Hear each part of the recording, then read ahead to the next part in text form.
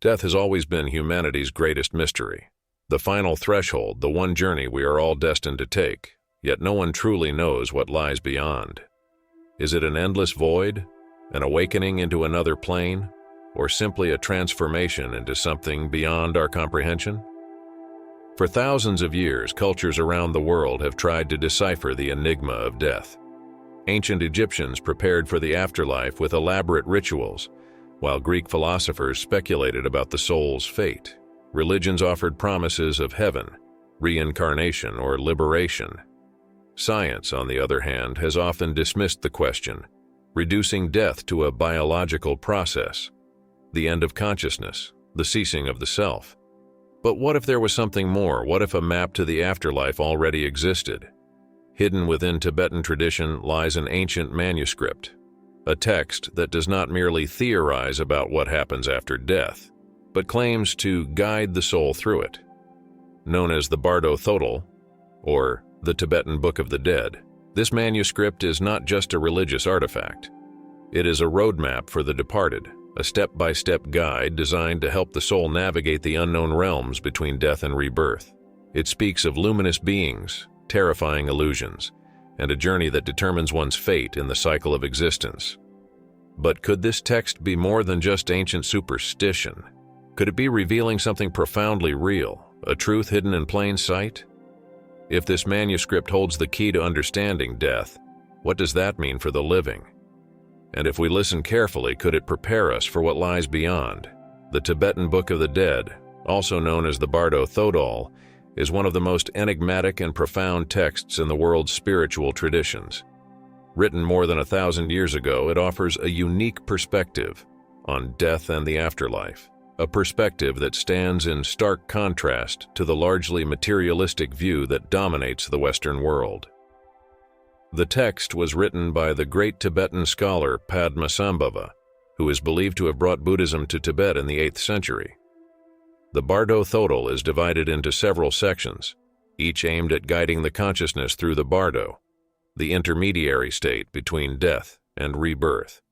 It is intended to be read aloud to the dying person, helping them understand the stages of their experience and, ideally, to achieve liberation from the cycle of reincarnation. According to Tibetan Buddhism, this cycle, known as samsara, is a perpetual process of birth, death, and rebirth, driven by karma. The Bardo Thodol describes a journey through 3 primary bardos: the Chikai Bardo, the moment of death; the Chonyid Bardo, the state of experiencing visions and the recognition of deities; and the Sidpa Bardo, the process of rebirth. Each of these stages presents unique challenges and opportunities, with the soul encountering both divine beings and terrifying apparitions. The soul must recognize and discern these encounters, with the ultimate goal of achieving enlightenment or liberation from samsara. In the Chikai Bardo, the text describes the moment of death itself, the dissolution of the body and the consciousness separating from it. The soul enters a state of pure awareness, where the ego dissolves, and the individual's consciousness faces the light of ultimate truth. Here, the soul can choose to merge with this light and transcend the cycle of rebirth, but many fail to do so, overwhelmed by confusion or fear. Next comes the Chonyid Bardo, the phase in which the soul experiences visions and illusions. The deceased may encounter terrifying, wrathful deities or peaceful, benevolent ones. These are not external beings, but reflections of the individual's own mind, projecting the psychological patterns and karmic residues that shape their consciousness. The soul's ability to recognize the true nature of these visions determines its fate, whether it will be reborn into another life or liberated from the cycle entirely. Finally, in the Sidpa Bardo, the soul faces the inevitable process of rebirth, guided by its past actions and desires. This stage, while perhaps the most tragic, also offers another opportunity for spiritual growth. If the soul is aware of the process, it can choose a more favorable rebirth or even attain a state of enlightenment. The Bardo Thodol challenges the conventional Western understanding of death, where death is often seen as a definitive end, a final cessation of life. Instead, it presents death as a transition, a journey of the soul that can lead to higher consciousness or greater suffering, depending on how it is faced. It emphasizes that death is not to be feared, but understood and embraced as part of the natural cycle of existence. Could this ancient text hold knowledge that modern science has yet to uncover? Could it offer insights into the afterlife that challenge our understanding of consciousness, reality, and the nature of existence itself? As we reflect on the teachings of the Bardo Thodol, we are reminded that death is not simply a biological process. It is a profound spiritual event, one that deserves our deepest attention and understanding. Through this lens, the Tibetan Book of the Dead might not just be an esoteric work. It could be a gateway to a deeper understanding of life, death, and everything in between. The Tibetan Book of the Dead is not just a narrative about what happens after death. It is also a portal to deep, often hidden knowledge that reveals aspects of human consciousness that modern science has yet to fully comprehend. The concept of the bardos, intermediate states of existence between death and rebirth, serves as a means to explore dimensions of reality that are not visible or accessible to the ordinary individual during their everyday life.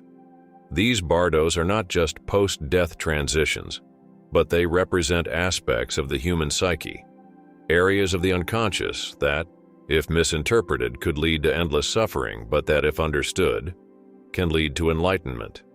Each bardo, with its unique characteristics, offers a mirror of the human mind, from our deepest desires to our greatest weaknesses. The Chikai Bardo, for example, represents the moment of death and the beginning of the dissolution of identity. Here, consciousness detaches from the physical body, and the person may be confronted with the pure light of reality. This light, however, is not merely a literal light, but a metaphor for perceiving the true self, free from the limitations of the ego. It is an opportunity to transcend the illusions of the material world, but it also poses a trap for those who are still attached to their identities and fears. The Chonyad Bardo, the intermediate state where the deceased encounters the peaceful and wrathful deities, is where the human mind is revealed in its purest form, without the barriers imposed by material reality. Each vision the spirit encounters is, in essence, a reflection of its own mind. If a person has lived their life in harmony with the world and has developed a clear, detached mind, they may recognize these visions as an extension of their own being, and thus transcend the need for rebirth. However, those dominated by their passions, fears, and anxieties may become lost in these scenarios, seeing the deities as threats and falling into confusion and suffering. Finally, in the Sidpa Bardo, the hidden knowledge reaches its peak. Here, the soul, once again confronted with the consequences of its past life, must make a critical decision, return to the cycle of samsara, or achieve liberation. This is the moment where the fate of a new incarnation is sealed, based on the choices made in life and the understanding gained through previous experiences. If the soul has awakened to the true nature of reality during the other bardos, it can avoid the cycle of rebirth and achieve enlightenment. Otherwise, it will be doomed to be dragged back into the cycle of suffering and reincarnation, perpetuating the illusions that have kept it trapped in the material world. The concept of the Bardo offers a unique lens through which we can understand how the Tibetan Book of the Dead relates not only to death, but also to life and the state of consciousness. For the Tibetans, death is not an end, but a continuation of the soul's journey, one that must be approached with a clear mind and a heart free of the attachments that limit us. The hidden knowledge transmitted through the bardos is available to anyone who seeks to understand the nature of the mind, the depths of consciousness, and the path to freedom. From this perspective, the bardos are not just post-death events, but also reflect the inner states we all face during our daily lives. How do we interpret our own visions and the challenges that arise in our minds? Are we trapped in our illusions, or do we see the reality behind them? These are the questions that the Tibetan Book of the Dead invites us to explore, not only as we contemplate our own death, but as we live more consciously in the present. Each stage of the post-death journey is a metaphor for the choices we make in life and how we deal with our fears, desires, and ultimately, the truth of our own existence. Thus, The Bardo Thodol offers more than just a path to the afterlife. It is a manual on how to live with wisdom, freedom, and ultimately, to awaken to what is real and true. Some traditions hold that the hidden knowledge contained within the Tibetan Book of the Dead not only allows initiates to navigate the afterlife, but also enables them to maintain consciousness after death and even choose their next rebirth. This practice, largely unknown in the West, is rooted in the belief that death is not a finality, but a continuation of the soul's journey. The idea that one can remain conscious after death, aware of the transition between life and death, is both profound and mysterious. Tibetan monks deeply immersed in the teachings of the Bardo Thodol employ elaborate rituals to prepare for the moment of death. These rituals, which include visualizations and mantras, are designed to train the mind to maintain clarity, even when the body has ceased to function. This preparation is viewed not as a way to escape death, but as a means to transcend the limitations of the body and the material world, allowing the mind to stay focused on the ultimate truth. By doing so, the practitioner can potentially navigate the bardos with wisdom, avoiding confusion and fear, and thus influencing their next incarnation. One of the most remarkable practices among Tibetan monks involves meditation techniques that train them to confront death in a conscious state. These monks often engage in intense meditations, visualizing their own death and going through the stages outlined in the Bardo Thodol. They aim to become so familiar with the process that, when the time comes, they will not be overwhelmed by the unknown. In fact, there are accounts of monks who, at the moment of their physical death, enter a profound meditative state, seemingly transcending the boundaries of life and death.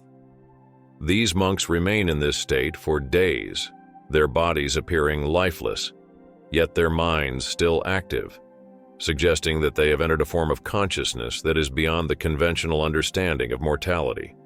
This practice of dying before dying, as it's sometimes called, is believed to be a way for monks to master the transition from life to death. They seek to achieve a level of awareness so profound that upon death, they can navigate the bardos without fear, recognizing the illusions they encounter and ultimately achieving liberation. In some cases, these monks are said to have the ability to choose their next reincarnation, consciously deciding to return to the world in a new form in order to continue their spiritual practice or fulfill a specific mission. While such feats may seem extraordinary, they are deeply rooted in the Tibetan Buddhist tradition, where death is seen not as an end, but as a sacred passage. The belief in the ability to control the death process and even the circumstances of one's rebirth speaks to the profound understanding these practitioners have of the nature of reality. For them, the rituals and meditative practices surrounding death are not just tools for personal transformation. They are part of a deeper, universal truth that transcends the physical body and extends into the very fabric of existence. In the West, such practices are often regarded with skepticism or even disbelief. Yet the accounts of these monks suggest that there's a wisdom beyond our ordinary understanding of life and death, a wisdom that has been passed down through generations, largely hidden from the broader world. The rituals and mantras of Tibetan Buddhism offer a glimpse into this secret knowledge, one that promises not only an understanding of what lies beyond death, but also the potential for a deeper, more awakened existence while we are still alive. The Tibetan Book of the Dead challenges our most basic understanding of death.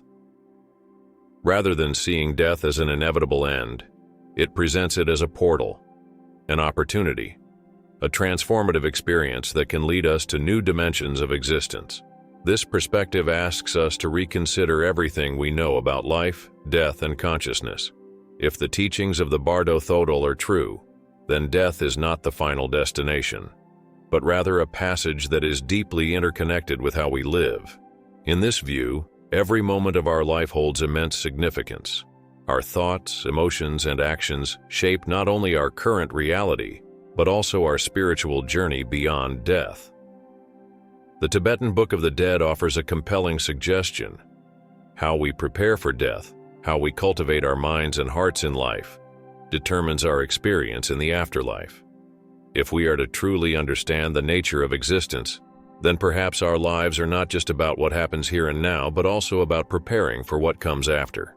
What if death is not an end at all, but a test, an initiation that only a few are truly ready to face? Could it be that the way we live now, our choices, and the way we confront suffering and impermanence ultimately prepares us for this moment?